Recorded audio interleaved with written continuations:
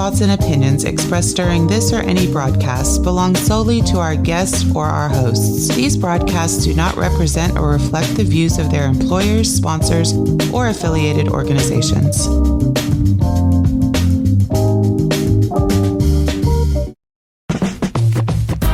Get ready to flip your perspective on education. Welcome to the Flipboard EDU Podcast, where every story is a plus. Join us as we explore innovative ideas, share stories, and discover the power of collaboration in the world of education. We dive deep into the latest trends, strategies, and resources to enhance teaching and learning. From EdTech tools to classroom management tips, we've got you covered. Let's collaborate, communicate, and educate with the best educators in the world right here on the Flipboard EDU Podcast with your favorite coach, Coach Jeffery. Welcome to Flipboard EDU Podcast. In this episode, Coach Jeffery hosts an all-star panel featuring Tamara Albury and Dr. Delia Montelongo, discussing women in educational leadership, single-gender education, and empowering the next generation. Discover the intersection of leadership, equity, and access as they draw insights from the Barbie movie and personal experiences. Get ready for a thought-provoking conversation on student voice, success systems, visibility, authenticity, and more.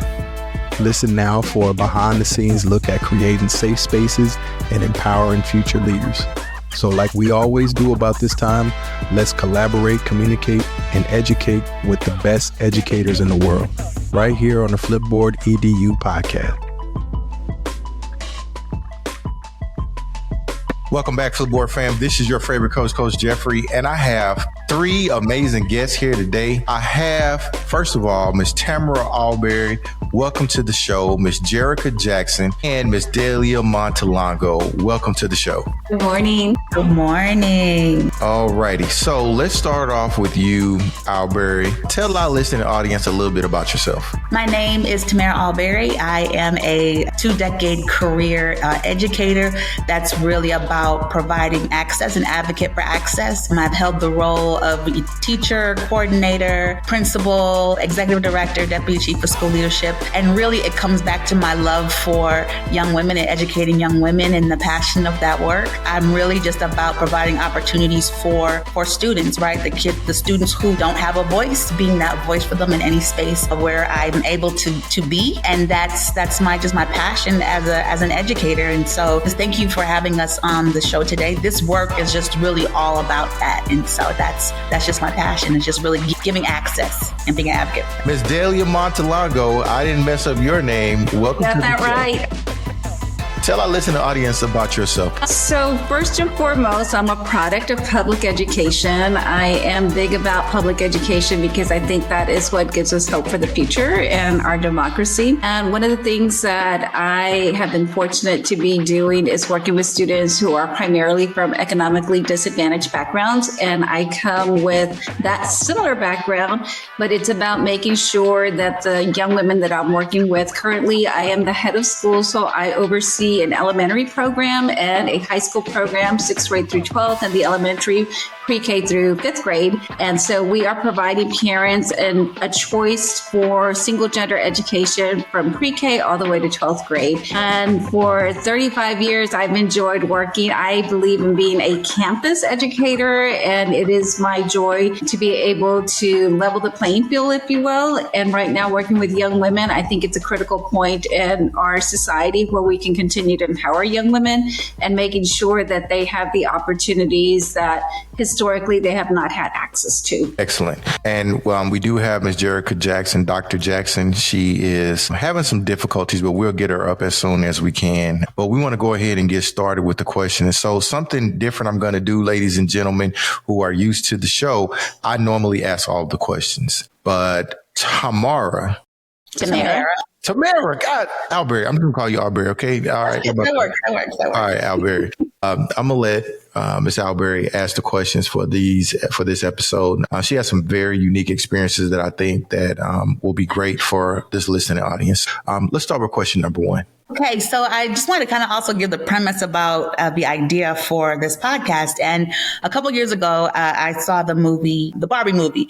And as I was watching the movie, I was just filled with just so much excitement. And I was trying to figure out, really just hone in. I was a campus principal at the time. Why was I so excited, right? Like why it was kind of, it's a Barbie movie, right? But why would I, as a leader, what would the implications be for me as a leader, and especially a leader of an all-girls school? And so as I was watching the movie, I thought about it, and it's because I have the opportunity in this role, and women leaders in this role who lead single gender schools, specifically all girls schools, we have the opportunity to create Barbie land, if you will. And so by that, if you ever seen the movie, if you haven't, it's a great movie. The opening scene, Barbie wakes up and she's surrounded by Barbies, and everybody is a Barbie, whether it's the construction worker or things like that. And so in our spaces, we often create spaces for other women of color and things like that. And so there's a specific clip that really we sort of solve for,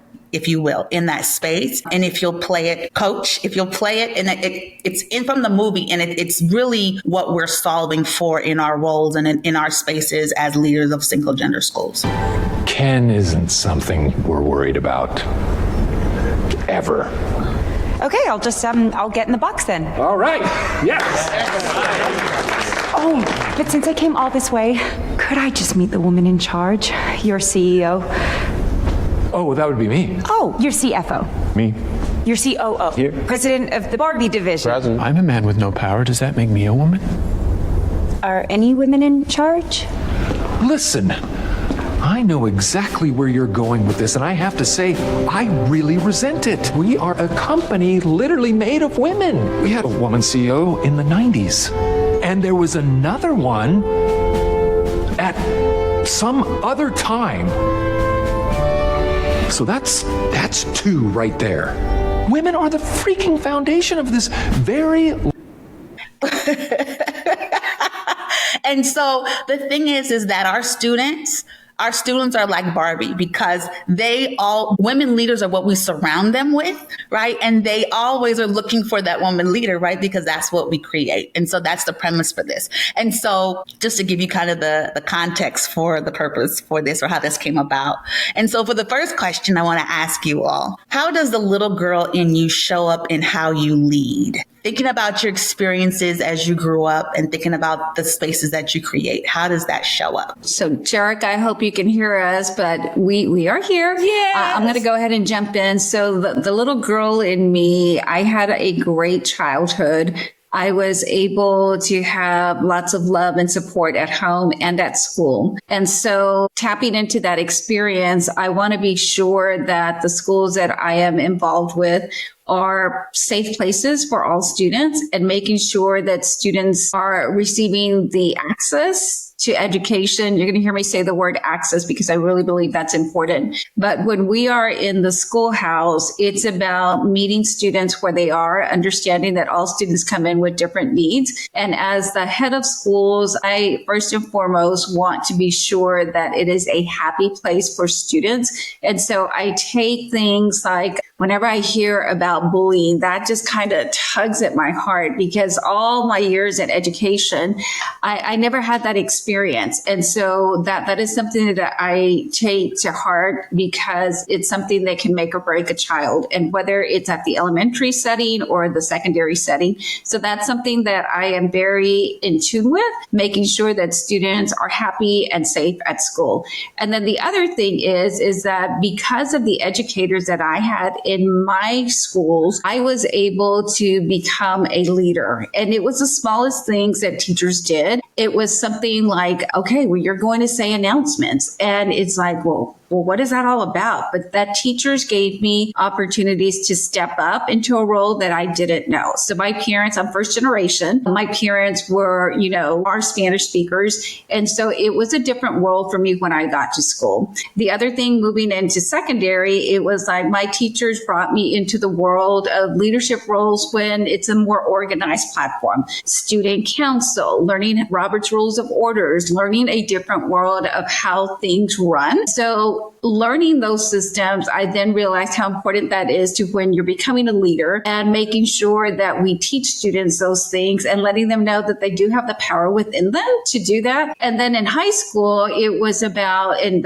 this is what I do a lot at our secondary school. Since we are a college prep academy, it's making sure that students have the rigorous course load and that they are fully prepared, not just academically, but as an individual. So when we're tapping into our young women, it's the whole child, the academic, their leadership, making sure that they know how to make healthy decisions for themselves.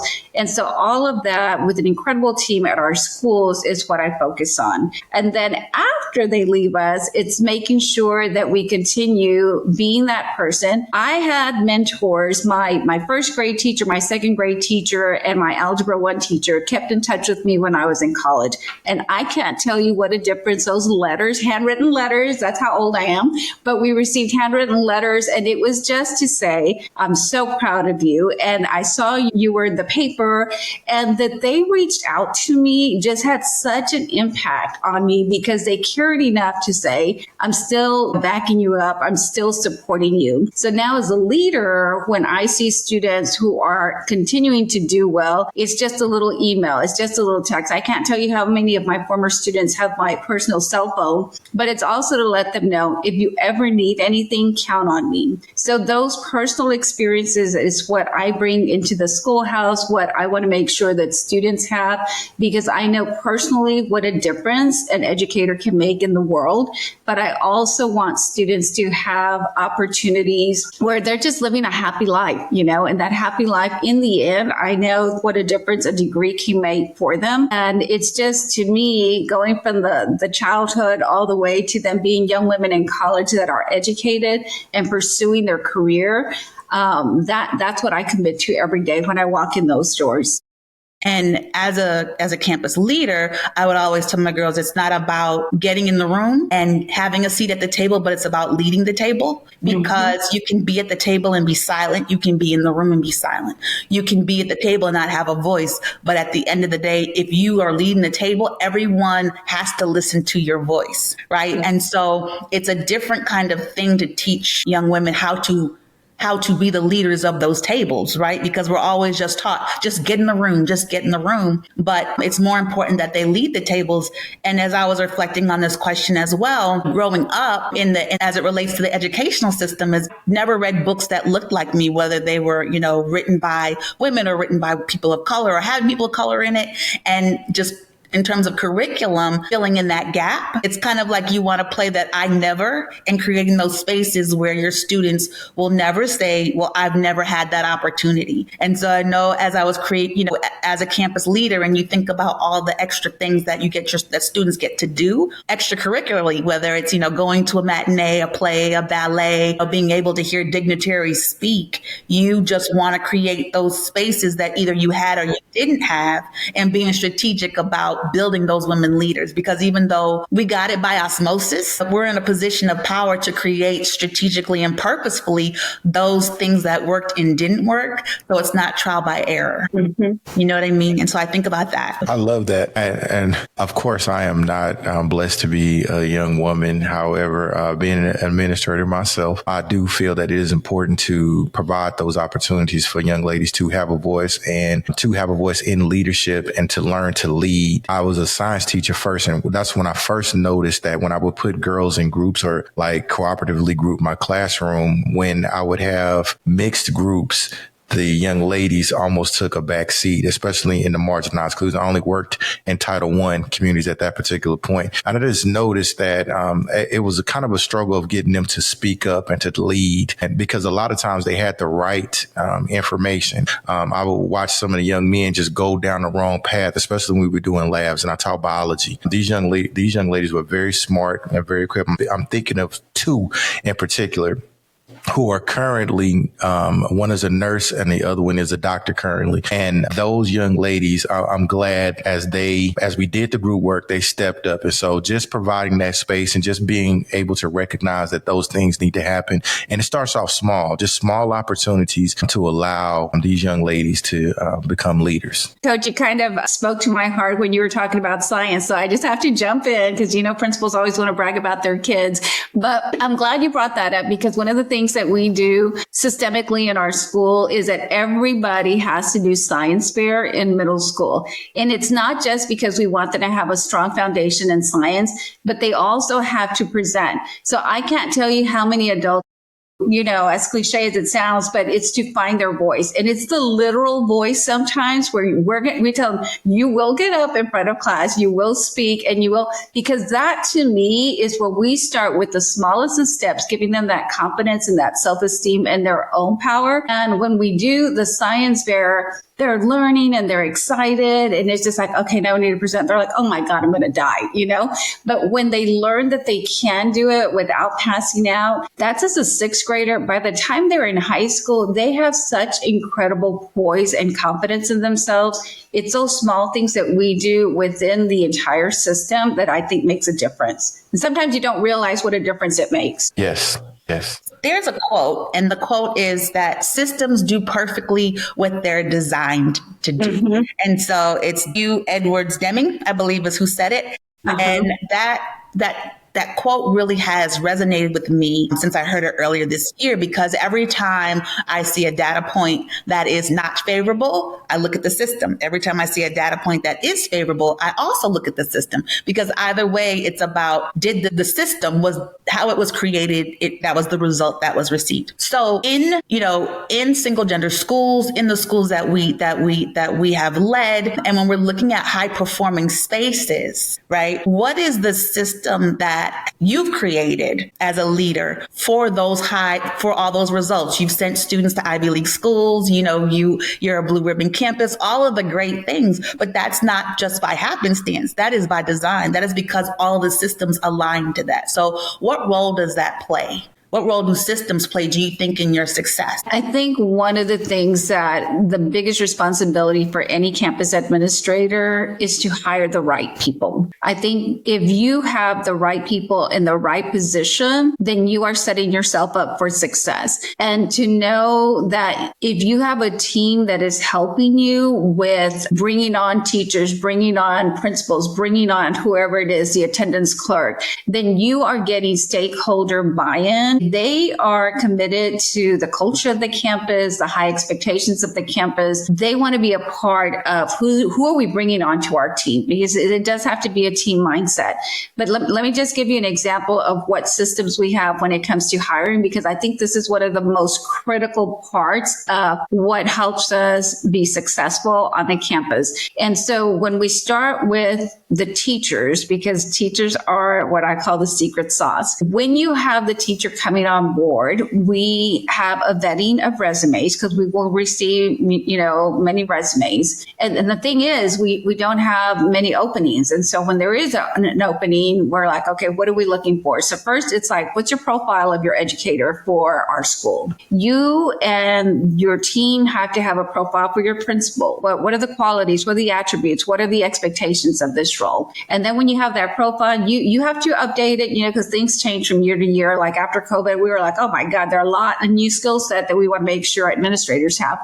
But once you have that profile, then it's like, okay, we have a team of teachers that will sit in the interview. They get screened. We have partners from the community that help us with screening. And then we narrow it down to 3. Those 3 teachers will then have to do a demonstration with students. So students who will have the teacher in the upcoming year and students who are in that current grade, because they know what a great teacher looks like in that grade. So then we get teacher input, and the students, we tell the students, be sure that you would do with this teacher as you would with any of our teachers here at school. So if you don't understand something, what are you going to do? They're like, ask a question. And I said, they put you in collaborative groups. What are you going to do? We're going to participate, And so when we have these demonstration lessons, because I know it's happened to all of us, You get somebody that interviews so well, and then they come into the classroom and I'm like, how did I get it so wrong? Right? So when you do the demonstration lesson, that is where we see, okay, they have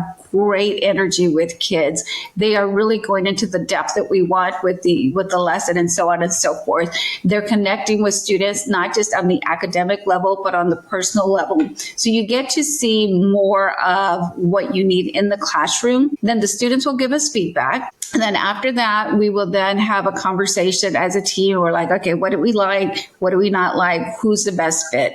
And then the last question that we ask students is, does this person belong at our school? Why or why not? And I will tell you, sometimes our students are a lot tougher on why they do or why they don't. They're like, oh no, her questions were just very low level. And I'm like, holy smokes, we've created these little machines, but it makes me so proud because one, they know that they have high expectations of our teachers, but two, it also tells me that they're going to hold us accountable because they're going to tell us, okay, so we provided this feedback. What did you do with that feedback? And the feedback is a very open dialogue with the students after that. And it really makes them proud when they gave input and we all concurred. And then that person's on campus next year. And the students are like, great pick, miss. And I'm like, thank you, but that kind of system that you have parents, you have teachers, it is a full process versus you go to a job fair and it's like, okay, are you certified? Okay, we're going to take you on board because you just want to get it done. And when you rush things like that, that is where I think we don't set up ourselves, our schools, our students for success.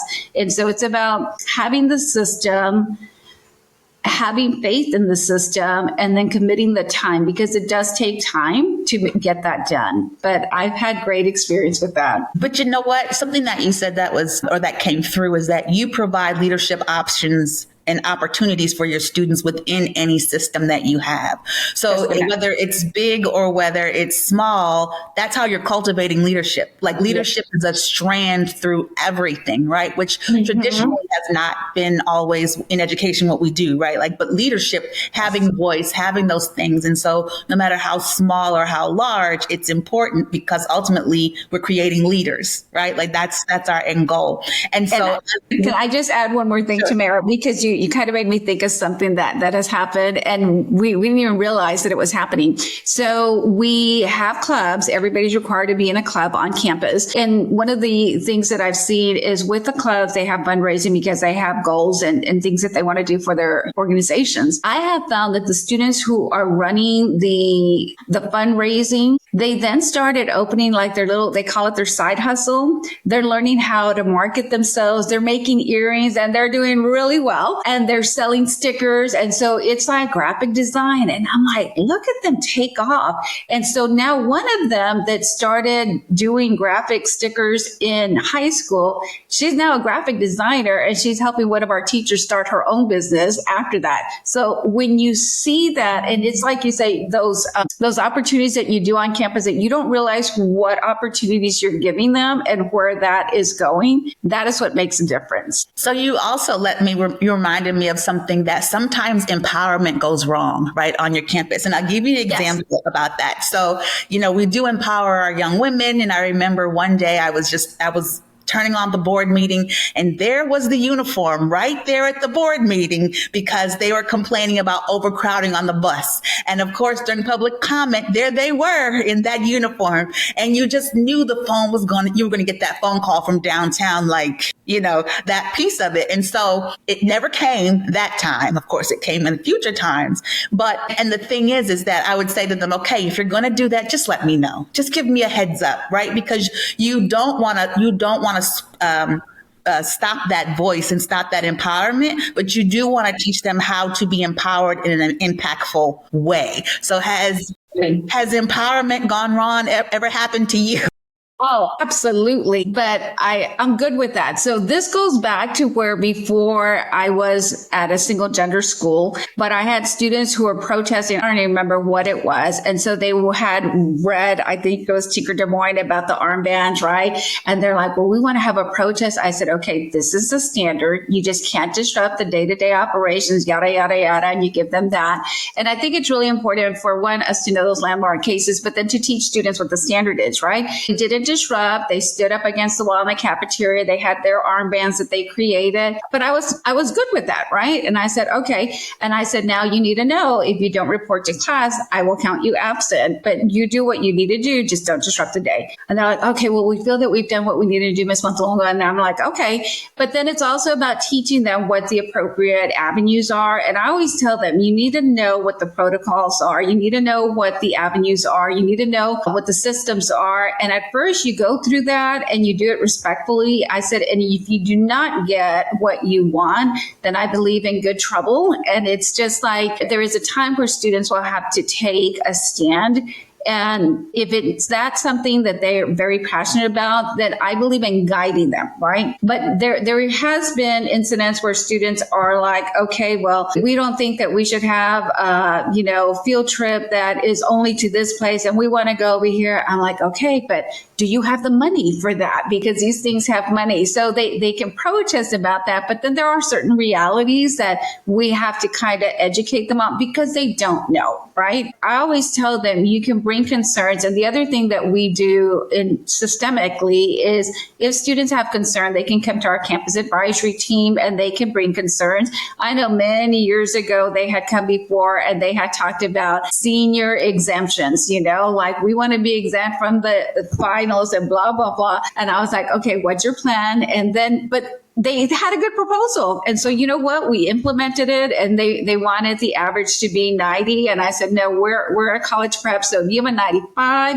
and your attendance is at 95, then you can be exempt. But that came from students. So I think when you have those opportunities, it makes a big difference. And then they know, okay, that they're listening and they're amenable to these things. But it's like I tell them, when you present, be prepared. So I also think that goes back to when they go to college. And what I've loved seeing is that our kids become like university student body presidents. And I'm like, look at them go. And so I feel that when it comes to teaching our young women how to organize, we are doing a great job at that. And it's not just our school, but I think our network across Texas is doing a great job in teaching our young women how to organize on campus and how to be a leader, so that's just a few stories. I could go on, but I'll be quiet.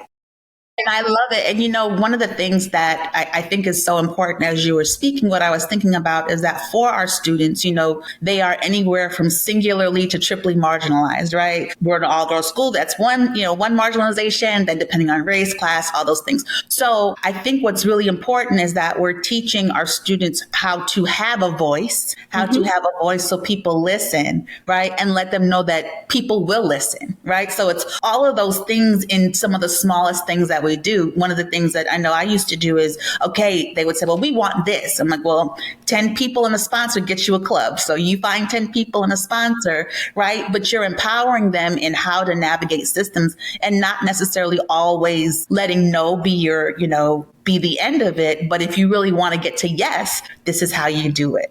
And so, once again, it's so funny when you get us as leaders in rooms, we always talk about our student outcomes and we very rarely do we talk about us as leaders. And so I really want to, just for the last little bit that we have, focus on women leaders being, what does it take? Because, yes, we're doing all of these great things for students, but what is the impact on us and how are we showing up in different ways? And so one of the things I don't know about for you, but for me was you have to always be on, right? And so what does that look like? And is it something that you constantly think about when you're in every instance of in every interaction with every student, whether you're, one day I was in Walmart and I wasn't my polished self. And I remember someone saying, I know you. And I remember saying, no, I don't think you do. Not right now. Sorry. Right. And so what are just the implications of being a high profile, high visible leader and being on? I think as an administrator at a campus, you have to be on all the time. I think as an administrator at a high profile campus, you have to be on in person in what you're posting on social media, in who you're communicating with in the community, be it at church, be it at the grocery store. You do have to be aware at a much different level when you're at a high profile school as this one and our network schools. But I think when we are on a campus, being on is something that you do have to do because our students are watching. And I say this all the time to our teachers. It's about the walk, not just the talk. So the students are looking at what we do day in and day out. And I think I shared this with you the other day, Tamara. I had a student come to me and she was talking about,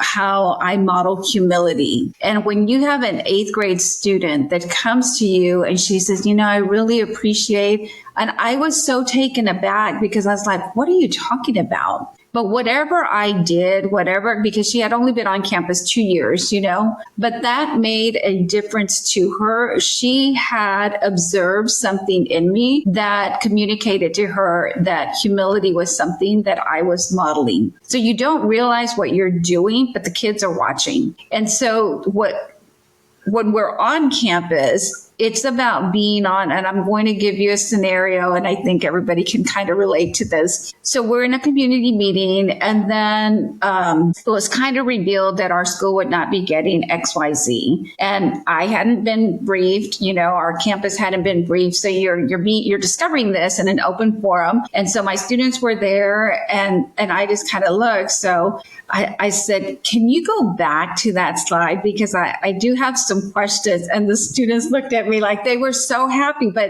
I wasn't doing it to make them proud, but I was just trying to gather some information because I didn't know. But I will tell you after that, because the students had gone over to this meeting with me, they said, Ms. Montelongo, do you know that when you are really focused on something, your voice slows down and you enunciate your words clearly? She goes, and you just focus in on the speaker. I said, did I do all that? And they're like, yes. And they said, and you would not let go till you got their answers. So that I modeled that and they saw that. It lets them know that it's okay to question people who are in power. But how you do it, again, makes a big difference. And so I did ask them, I said, and how did you observe my questions? And they said, well, you were just wanting information. And I said, was I rude or disrespectful? They said, oh, no, but that's important to me because you are on. Sometimes you don't want to be on, but you are on. And a lot of that comes from my mom also. She would say, if you're going to the grocery store, you better put lipstick on. She goes, I don't want you going out there and looking all crazy. And I'm like, Mom, but that's something that stayed with me. And when you are part of a community, as we are, we're not just part of the school, but we're part of a much bigger community because we want our parents to feel like family. And it's about you will get called out. And I see students, sometimes you're in a restaurant, they're like, Miss, it's great to have those relationships, but you have to be on advocating for your school and for your students. You have to be on ready to respond when something unexpected comes up. And you have to be on because, like I said at the beginning, our kids are watching and what we model is very, very important.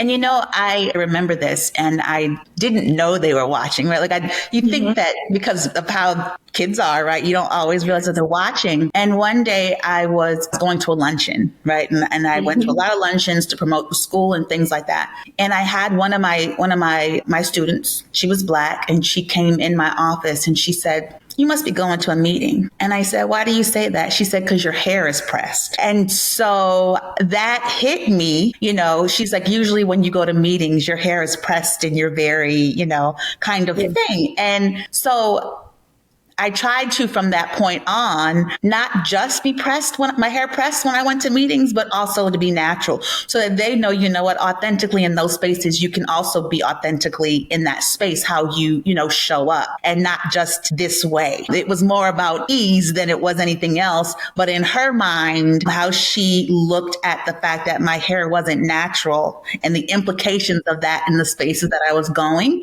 And so I think that that's something that we also have to, as women leaders and women of color leaders, always be mindful about how they're interpreting our actions, even if they're not meant for that purpose, right? And just navigating that space. So that's what that reminds me of, because that stuck with me. And I remember her name, but I remember when she asked me, and I remember for the rest of the year, even though straight hair was easier, I made a point to be natural more often, because I wanted her to know, what, you can lead in your natural, authentic, as your naturally authentic self. And this is how you do it in that space. I love that phrase, naturally authentic. And you made me think of, we could talk about stories about our kids all the time, but you made me think about, so when you walk into our school, there's classical music playing, and that comes from a personal experience. So when I went to college, we were expected to have an art humanities course and a music humanities course. And a lot of my classmates had private tutors for, learning all these instruments, and they had the experiences of art museums in their lives, and they just grew up with the arts. I didn't have that. And so when I was expected to know what movement this piece of music was from, I had no idea. And so that's why we have classical music on campus. When you walk in, it's just beautiful. But one day I was listening to, I am very eclectic taste, but I had some Tejano music playing, and then it was Blue Oyster Cult after that. And the kids were like, "You listen to that?" I said, "Girls, I love many, many different artists, but it's funny how they have this image of you." And I had a sixth grader, and she saw me at HB, and she looked at me, she goes, "It's so weird to see you in here." And I said, "Well, sweetie, we all got to eat, but it was like," she goes, "Well, what are you eating?" And I was like, that was so funny. And I had a lot of vegetables, but those are just things that, you're right, we have to be who we are. And whether it's speaking Spanish and loving it, and, making sure that we connect with our families, or whether it's sharing your music, or, how we appear personally. But I think that's so, so important, and to not hide who we are. So thanks for mentioning authentic self. And something else that you just reminded me of is that, so for in our spaces, a lot of our students, they run the gamut in terms of socioeconomic needs and a variety of different things and experiences. And so for a lot of our students, we send them to environments that are foreign to them. And I think what we do is we do a great job. We've done a great job, even in the public school space, because traditionally public schools don't necessarily address all these different things, but how we're filling in the needs of our students so that when they go to those environments, they're able to excel, not just academically, but socially and emotionally. Yes. And so that they've had the opportunity to go to a play, they've had the opportunity to go to camp, they've had the opportunity to do things that they traditionally would not be able to do without the structures that we put in place in our schools. Yes. So I want to go back to my teachers and what role they had in me. So I remember we had a luncheon when you said luncheon, and my teacher, she said, "Okay, we're going to go." And y'all, it was Luby's, but I thought I was eating at the White House or something. But they were setting the table for us. And I remember she told us, "You're going to have forks, you're going to have this." And she was teaching us like what was appropriate and what wasn't. The one thing she forgot to tell us was that the tea had no sugar, And I remember thinking, why does this tea not have sugar? But it was an exposure to a different world, because, we didn't go to luncheons growing up. And then, so now I commit to doing the same. So in sixth grade, we have etiquette lessons, and we make sure that they are comfortable when they go to a luncheon. And then as they grow up into the campus leaders, we have what's called a small talk session. So then we go to a fine restaurant that's sponsored by, our community partners. And then they're talking to like state reps. They're talking to board members. They're talking to different people like from universities, and we teach them how to have small talk, because that is a skill, how you could talk and not have all this food in your mouth, right? Because that's a skill, trust me. And then it's about how do you continue a conversation, and how do you learn from listening to individuals. And so that is something that we commit to. And it's about making sure that we do expose them to these new experiences. So it's work in progress from 6th grade all the way to 12th grade. You know, what you said was it's so crucial. I remember on 2 specific occasions, I was walking in with, some of my students, and one time a student, she stopped. And I said, well, I just don't feel like I belong here. And that broke my heart, because anywhere there's food, I know I belong. And so there was free food. And so I knew that was the place for me. And so, but she just felt like all these important people, all these, I don't belong here. And it broke my heart, because I felt like you should feel like wherever you are is where you belong. And so that helped me as a leader in terms of creating innovative spaces, because the thing is that when going back to the Barbie clip, we're creating spaces that don't naturally exist in society. And so we constantly have to be innovative and think about what are the experiences that they need so that they're able to navigate those spaces, because if they're going to lead, they have to navigate those spaces, right? So whether it's etiquette, whether it's being able to have a conversation, whether it's knowing a lot of things, knowing a little about a lot of things, we have to strategically plan what we're doing to counteract some of those things so that they don't get the imposter syndrome or feel the imposter syndrome in such at great levels. So I want to share an experience that our girls had. We are having construction on campus. So typically in the construction world, it's mostly men, right? And so when we had the design team, we had asked our district to be very targeted in selecting an architectural firm that had women that could participate in the design of our school, because we wanted our students to have those role models and to be able to learn from them. So we're having a meeting, design team and everything. And it was kind of, you had the women who were the architects, the engineers and such, but there was some men on the team. And when our students would ask questions of them, they weren't answered. And then I saw one of our students stop and she said, but you haven't answered my question. And that I saw her feel so comfortable in doing that. I said, we're doing something right, because she knew her question hadn't been answered, but it's like you're at the table and she kind of looks at me like, he didn't answer my question. And so you kind of just give them the nod, like, go ahead, And so when she persisted and she pursued the answer that she wanted, because she was like, but you haven't answered my question. I was so proud, but it was, again, those are the opportunities that we want there. And the other women that were at the table, they were just like, well, hot dog, here we got a young one. And she was a junior at the time. Now she's in college. But I was so proud because she felt comfortable enough to do that. And either because she has seen that modeled or she just said, I'm just going to do it, and good for her. But I have to recall that memory because it was a moment of pride, if you will. And it's so, I think it's such a special place to be a woman leader. Mm-hmm.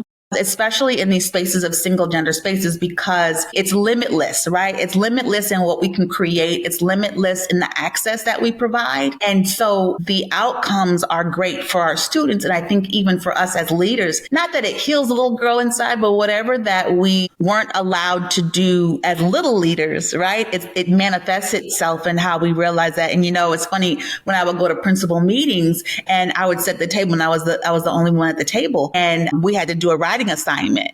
And I would say, well, I'm not writing just because I'm the only girl at the table, the only woman at the table. I'm not doing the writing. And so they would be like, oh my gosh, here you go. I'm like, no, I'm going to model it, right? Like it's that piece of it, but I'm not going to be relegated to doing it, to writing because of that piece. I mean, I saw other tables that other women were being the writers, but I think also as a woman leader, we have to also make sure that we're taking care of ourselves, because being on all the time is a lot. Being an innovative creator is a lot. And being a high performer is a lot, and with high visibility, Banksy says that anonymity is a superpower. And so we don't always celebrate the wins for ourselves, right? Not necessarily our teams. Like we'll celebrate our teams all day, every day, but we don't celebrate the wins within ourselves, which results sometimes in burnout, because when you don't take really the opportunity to celebrate the wins and really highlight them and give them the amount of just the power that they are, they start to lose power. Right. And when we don't do that. So even thinking about how do you personally celebrate your wins, right? And how do you make sure that socially and emotionally with all that pressure that it's balanced? I think this is something that's so important because women by nature are the ones that sometimes feel like they have to take care of everybody. Right? And then you don't take care of yourselves. So this is something that we have every January, December, in the winter break. We have our alumni come back and they give us feedback on what we did well and what we need to do better. And at the very beginning, when we started, we said, oh my God, yeah, we need some help on figuring out emotionally, how do we balance it? And so when I hear you say that, it was something that early on, we were like, we just totally missed the boat on that. And so our third pillar, it's college readiness, leadership development, and the third one is health and wellness. And so the health and wellness piece was a piece that we thought, okay, we're not doing enough for this. So then we said, we're just going to throw what we're doing out. We're going to start all over. And this is what we're going to do. So we are working on teaching students about mindfulness. And sometimes, I'm not kidding you, it's like before an AP exam, the girls are doing, it's like, okay, who's going to lead the exercise? And they do things like, we're going to breathe, and they're doing stretches and stuff like that. And I'm like, if I had done that in high school, I said, somebody thought I was crazy, but I was never taught about how to take care of my emotional or mental well-being. Okay. So as I grew up, it was like, you're just going to keep pushing through and you're just going to figure it out, And so you didn't tell people I'm struggling. You didn't tell people I need help. You didn't do any of those things, right? It was just like, and I'll never forget one of my students in the very first alumni luncheon, she said, I found out I was having an anxiety attack when I didn't even know what an anxiety attack was. She goes, when I was in college.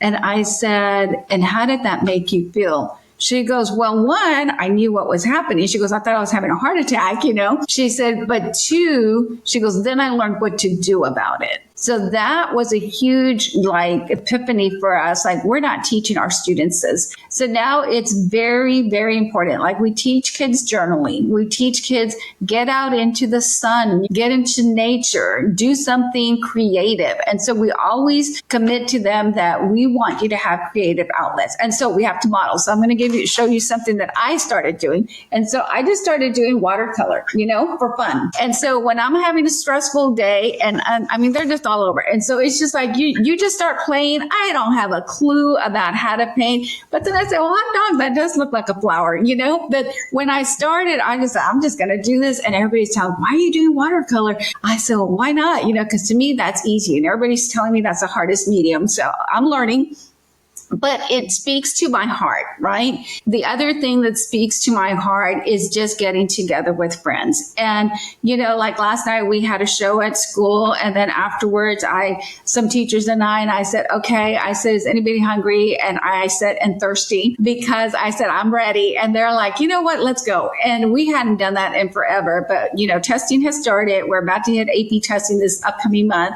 And so I know that we're all feeling, you can always tell by your chocolate jar, how quickly it's consumed. And so it's like you have to make moments for what I call the human touch, that person-to-person connection. Not just as much as I love keeping in touch with people over text and emails and stuff like that. It's about, let's just hang out. Even if it was just it was under an hour. And I said, okay, I'm falling asleep. But that time is what re-energizes my personal self. My professional self is re-energized with the kids. They just crack me up with the things that they do and the things that they say. But if you're not having fun with what you're doing, I would suggest that people reflect deeply and say, why am I doing this? Because if you're not happy on the day-to-day, life is too short. It has to be happiness. And then I am a woman of faith. So I start in the morning and it's about 15, 20 minutes that I spend just kind of anchoring myself in that prayer. You can call it meditation, but to me, that's important. So I think everybody has to find what is it that helps you stay centered? What is it that that gives you that morning boost. And then at the end of the day, when I like to reflect at the end of the day, and I like, this is a good day, or that just didn't go the way I wanted it to. But if you're not building time for fun, for creativity, for time with your loved ones, then I think it's a missed opportunity for well-being. Ladies, I want to thank you for coming on the show. I took a lot of notes that I'm going to recap on, just some really important things that I never considered. I know that you are all girl school leaders, but sitting and listening to the conversation, I've gained a lot that I can use in both places, specifically stakeholder buy-in as a system. That's something that it makes so much sense.